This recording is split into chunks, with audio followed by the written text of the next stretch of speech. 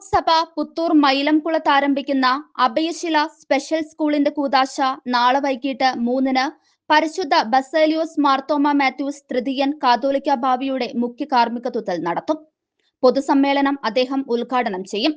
Kolkata പത്രസനാധിപനും അഭയശില charitable സൊസൈറ്റിയുടെ ഡയറക്ടറുമായ Alexios Mar യൗസബിയോസ് അധ്യക്ഷത വഹിക്കും.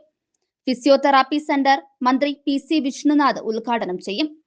Kodikunnil Suresh MP, KN Balagopal MLA, Chandy Oommen MLA എന്നിവർ പങ്കെടുക്കും. ഭിന്നശേഷി വിദ്യാർത്ഥികളെ സ്വയം പര്യാപ്ത ജീവിതത്തിലേക്ക് നയിക്കുന്ന പരിശീലനമാണ് സ്പെഷ്യൽ സ്കൂൾ വിഭാവനം ചെയ്യുന്നത്. 12 വയസ്സ് വരെയുള്ള കുട്ടികൾക്ക് പ്രവേശനം ലഭിക്കും. അധ്യയനവും പരിശീലനവും സൗജന്യമാണ്. 14 വയസ്സ് വരെയുള്ള കുട്ടികൾക്കായി തെറാപ്പി ക്ലാസുകളുമുണ്ട്. 6 ഏക്കർ ക്യാമ്പസിൽ പ്രകൃതി സൗഹൃദമായി നിർമ്മിച്ചിരിക്കുന്ന അത്യാധുനിക സമുച്ചയത്തിലാണ് സ്കൂൾ പ്രവർത്തിക്കുന്നത്.